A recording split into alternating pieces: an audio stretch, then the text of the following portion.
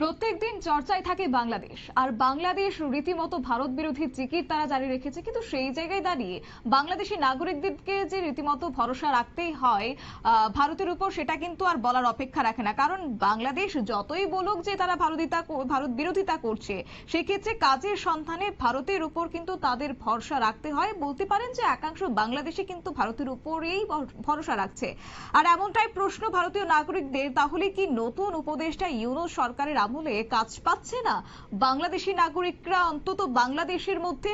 কারণ প্রত্যেক দিন ভারতের বিভিন্ন রাজ্যে ধরা পড়ছে অবৈধভাবে বাংলাদেশ থেকে কাজের সন্ধানে আসা নাগরিকরা। এমনই ছবি আজকেও ধরা পড়েছে, আজকেও তার ব্যতিক্রম হয়নি। কেননা আবারও আগরতলা রেল পুলিশের হাতে আটক হয়েছে অবৈধভাবে ভারতে আসা 3 বাংলাদেশি নাগরিক, এমনটাই কিন্তু খবর পাওয়া যাচ্ছে। তবে গোটা বিষয় নিয়ে কি রয়েছে, কি বক্তব্য দিয়েছেন ওসি তাপস দাস, শুনুন।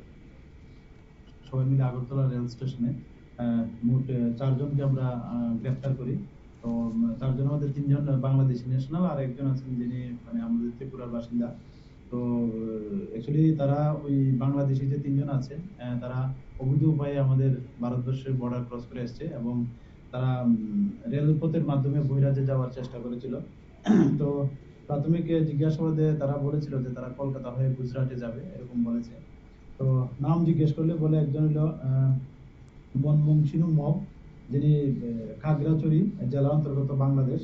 অন্যজন হলো সুকি আক্তার, উনি পটুয়াখালী ডিস্ট্রিক্টের বাংলাদেশ।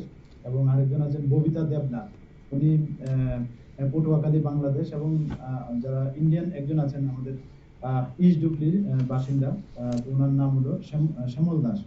তো অ্যাকচুয়ালি তারা ওই অবৈধ উপায়ে যিনি আছেন শ্যামল দাস, উনিও ওনাদেরকে হেল্প করছিলেন। আমরা প্রাথমিকভাবে এই সুবাদে ওনাকে অ্যারেস্ট করা হয়েছে।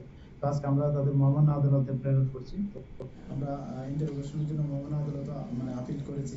তো দেখি যারাই এটার সঙ্গে যুক্ত থাকবে আমরা অবশ্যই তাদের আইনের আওতায় আনবো। কেন এসেছেন কি? আপনারা শুনলেন আগরতলা রেল পুলিশের ওসি তাপস দাসের বক্তব্য, এবং তিনি জানিয়েছেন যে 3 বাংলাদেশি সহ একজন ভারতীয় টাউটকে আটক করা হয়েছে, এবং যে কিনা শ্যামল দাস নামের ভারতীয় সেই দালাল রীতিমতো তাদেরকে সাহায্য করে যাচ্ছে, এবং তারা কলকাতা হয়ে গুজরাটে যাওয়ার উদ্দেশ্যে নাকি রওনা হয়েছে। তবে আজকে তাদেরকে আদালতে সোপর্দ করা হবে বলে জানিয়েছেন ওসি তাপস দাস। নিয়ে নিচ্ছে ছোট্ট একটি বিজ্ঞাপন, বিরতির সঙ্গে থাকুন।